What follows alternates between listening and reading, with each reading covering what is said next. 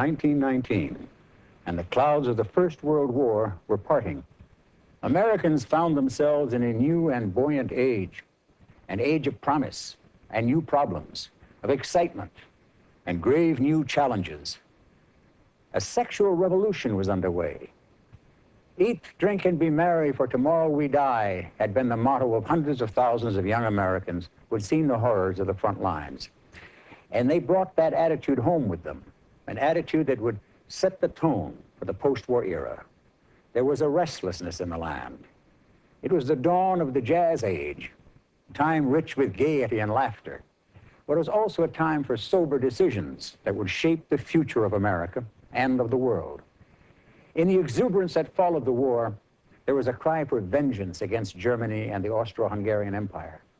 Among millions of Americans, this hardness of heart would in time help drive former enemies into the hands of a mad leader and bring on yet another world war. But for most Americans, the future was not a matter of primary concern. The country had come through a time of trauma, and now the people yearned for the pleasures of peace and plenty.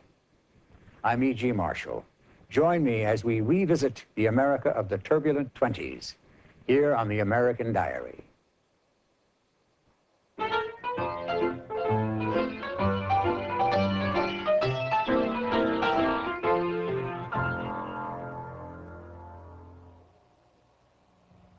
World War I had been fought and won. The troops who had served so valiantly were coming home to a world that in the short year and a half since they had embarked for Europe had changed in startling ways.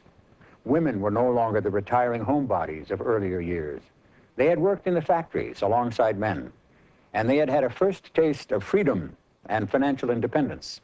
It was a new woman and a new America which would greet the men now marching back from the war. President Woodrow Wilson on the reviewing stand. Victorious Americans in Paris, homeward bound.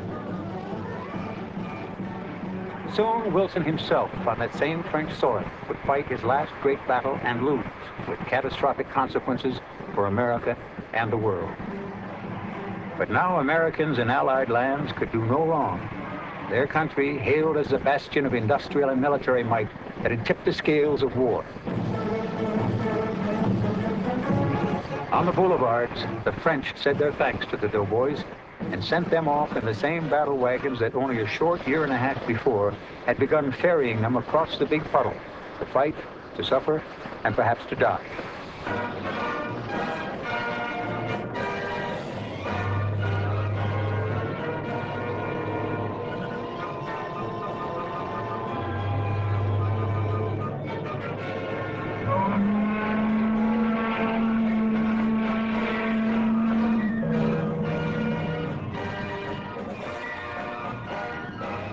Home again, and a new generation of Americans would tell of drunken revels in the bistros and taverns, and of friendly mademoiselles would help them forget the fear of war. But there would be no homecoming for many. 53,000 had been killed on the battlefields, and another 63,000 had died in accidents or of disease on foreign soil. Thousands more came back permanently disabled.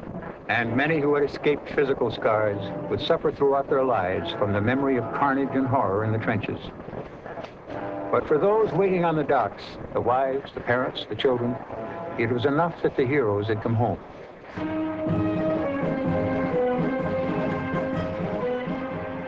General John J. Pershing, commander of the American Expeditionary Force, was lionized in New York and across the nation as the man who had won the war. But the hero was already at odds with his president.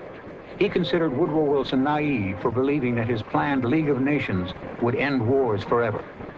While some Americans sided with Wilson, many did not. The argument raged even while the troops marched in triumph in cities across the land.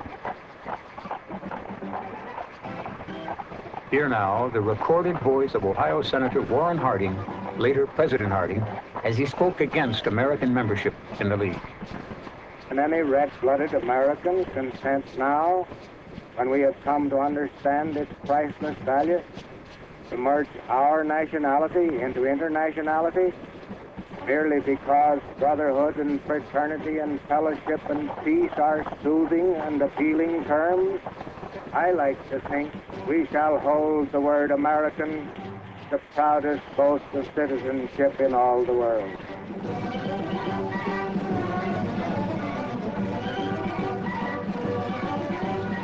Now the voice of Attorney General J. Mitchell Palmer as he spoke on July 1st, 1919, in support of League membership. The hard-won victory of American arms will prove but a hollow and unavailing triumph if we do not make certain that out of it shall come a greater liberty, a better America, and a surer peace. These three, and the greatest of these, is peace. For peace means liberty for everyone. The voice of U.S. Attorney General J. Mitchell Palmer, speaking in the year 1919.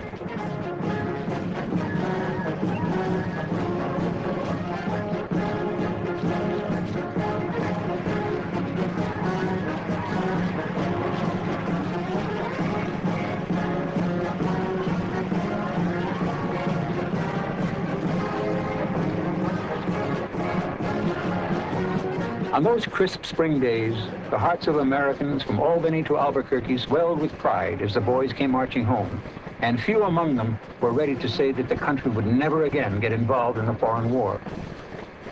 In the tumult and the fervor of homecoming parades, few Americans could have imagined the bitter truth. For far from being the final campaign that its supporters had envisioned, the conflict in Europe was destined not to end war, but to forever change it. The old days of the infantry and the cavalry would very soon be over. No longer would a war be won solely on the might of a nation's fighting men. The ways of war of the 19th century had suddenly become glaringly inappropriate to the modern age, an age of war machines.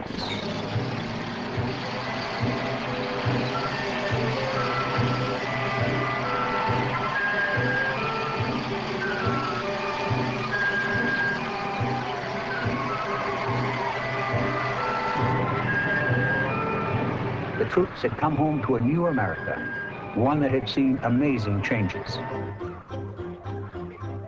One feature the returning doughboys had no trouble noticing was the new trend in women's clothing, or the lack of it.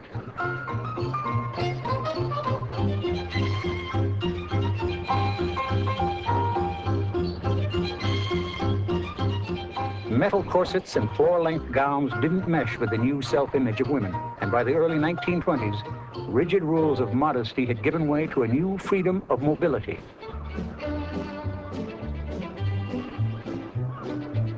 Revealing one-piece bathing suits were all the rage, and the modern American girl wore makeup and bobbed her hair, much to the chagrin of the last defenders of Victorian values.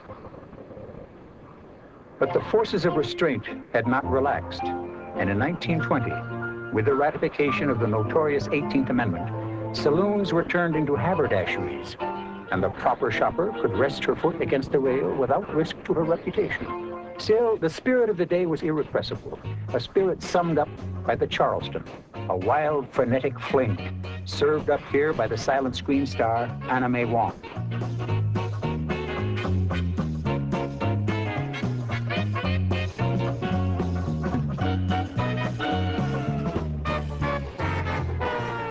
In Europe, however, the days in the wake of the war were marked by a more sober tone. 1919. While America made merry, President Wilson remained in Paris for the Versailles Peace Conference, which would settle the fate of the European continent. For the fighting men of the victorious nations, the war to end all wars was over. For the diplomats, it had just begun. Versailles set up Wilson's League, but in weakened form, and regardless of its strength or weakness, the United States would finally refuse to join. The Big Four, Wilson at the right, with Britain's Lloyd George, France's Clemenceau, Italy's Orlando. Wilson pleaded for a moderate peace, but the majority imposed cruel reparations on Germany. Reparations which would set the stage for another war. Yet, even as the diplomats haggled over bounties and borders, millions of Europeans starved. A massive relief effort was sorely needed. It was here that future President Herbert Hoover earned a reputation as a humanitarian by raising relief monies from American churches, synagogues, and German-American clubs.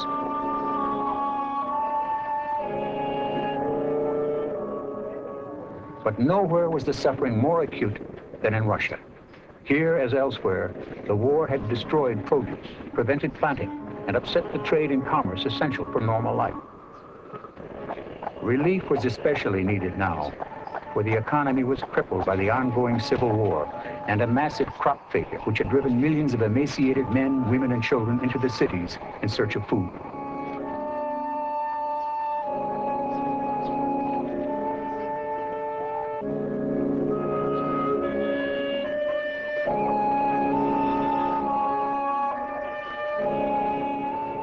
These were people for whom a crust of bread could spell the difference between starvation and survival.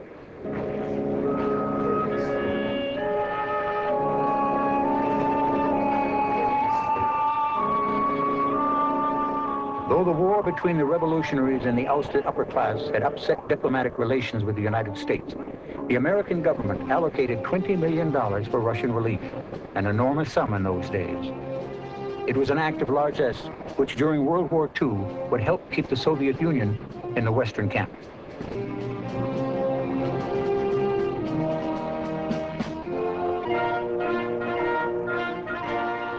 At the helm now was V.I. Lenin, who in 1919 had dissolved the Constituent Assembly in an attempt to consolidate power, proclaiming the creation of the Communist International and ironclad one-party rule. Lenin's successes in Russia fueled a Red Scare in America. Hundreds were arrested in a new challenge to the American system.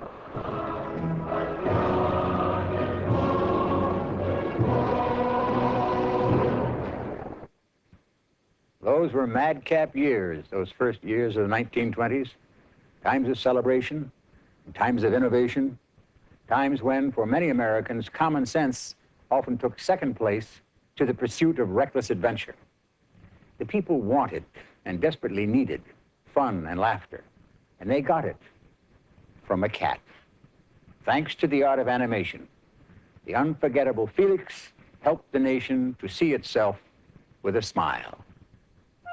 In this cartoon from 1920, Felix finds himself, as so many Americans had, in the thick of a quarrel he can't comprehend.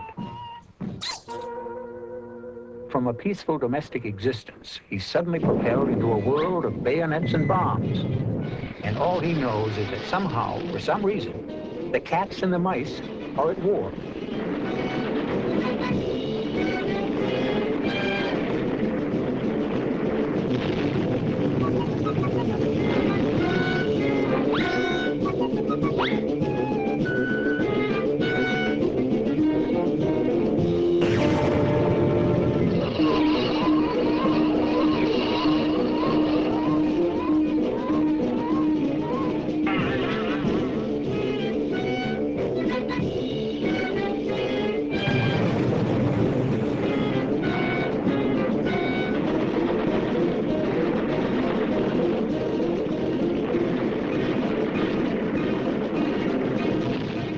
A folk hero of the 20s and 30s, surviving his own little war. The big war, World War I, was the inspiration for a whole new form of entertainment, as ex-bomber pilots and barnstorming aces continued to risk their necks performing aerial stunts in the skies above America.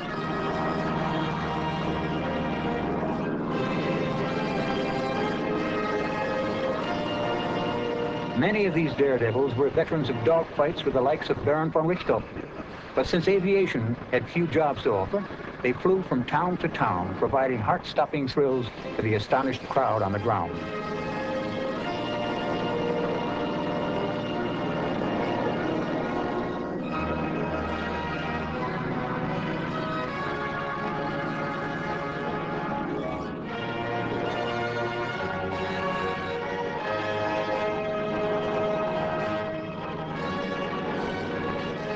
For all the folly and the incredible peril, the exploits of the aces belong somehow to the American way. Not content to walk on wings, the stuntmen took to parachute jumping, a craze that was just as risky.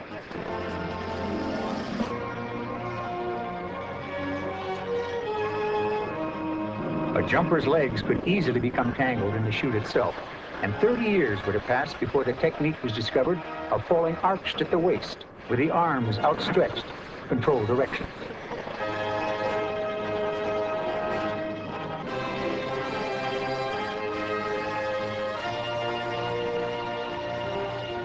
It was in part through the risks of these pioneers that commercial aviation in the early 20s became a reality.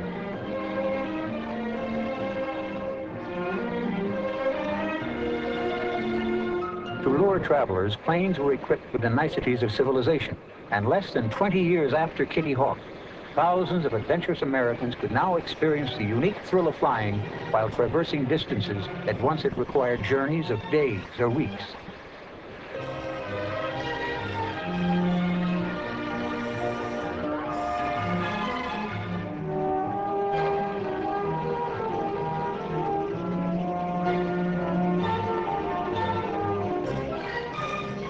The skies had been conquered, and post-war America was very much on the move.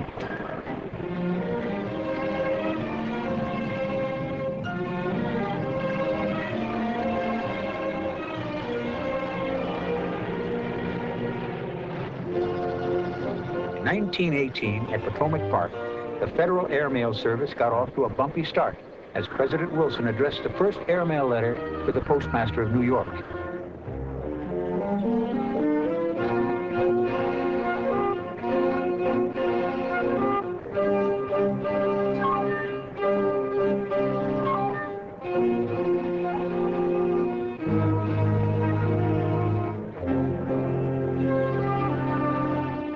The debut, however, was less than auspicious, for the pilot, provided with neither instruments nor maps, promptly lost his way and wrecked the prop while landing to ask directions.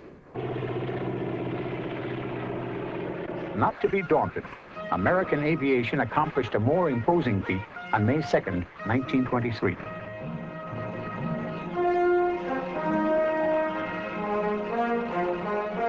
In New York City, a civilian transport plane converted for U.S. Air Corps use was wheeled onto a grassy runway to be readied for an historic flight.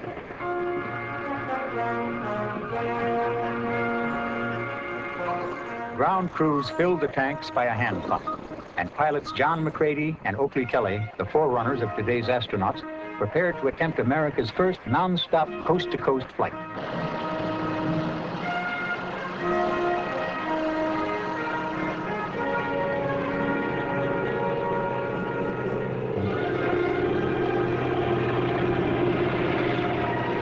Takeoff went without a hitch, and McCready and Kelly winged across the continent at the breathtaking speed of 94 miles per hour.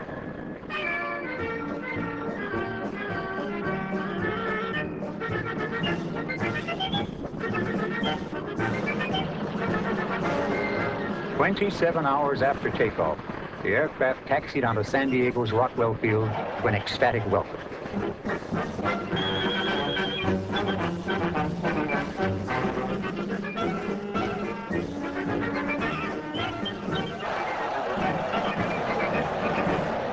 In America, not everything worked so smoothly, and the prime example was the nation's highway system, or rather the lack of it. People had their Tin Lizzies now, but often couldn't go anywhere with them.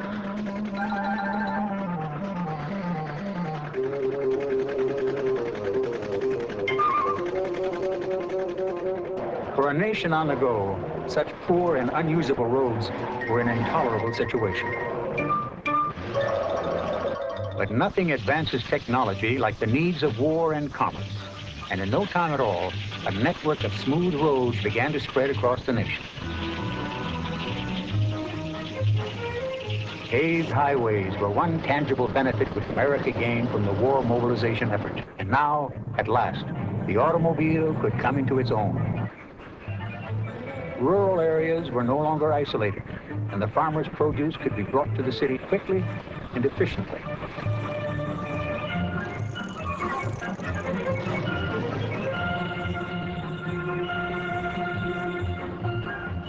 More and more cars and trucks began to appear on the highways, and in private business and government alike, the use of motor vehicles increased by leaps and bounds. In those years of progress, history of another kind was being written by one of the greatest of all screen comics.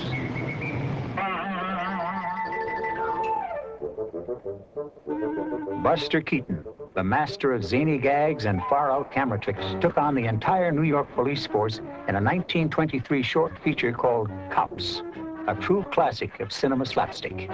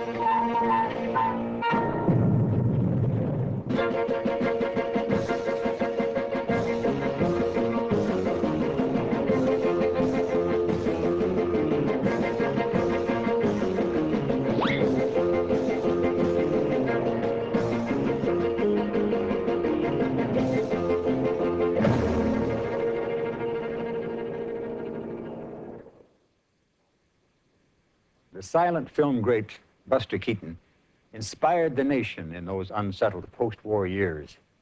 A brilliant vaudevillian before turning to films, he struck a responsive chord in American audiences. For his humor celebrated the struggle of the little man against a world that threatened to engulf him. Invariably, in the end, Keaton prevailed against all odds, as if to affirm the faith that any ordeal could be endured, and that any challenge could be conquered. It was a faith which Americans, as they entered the 1920s, eagerly embraced. For new worries and new challenges had already appeared in the road ahead.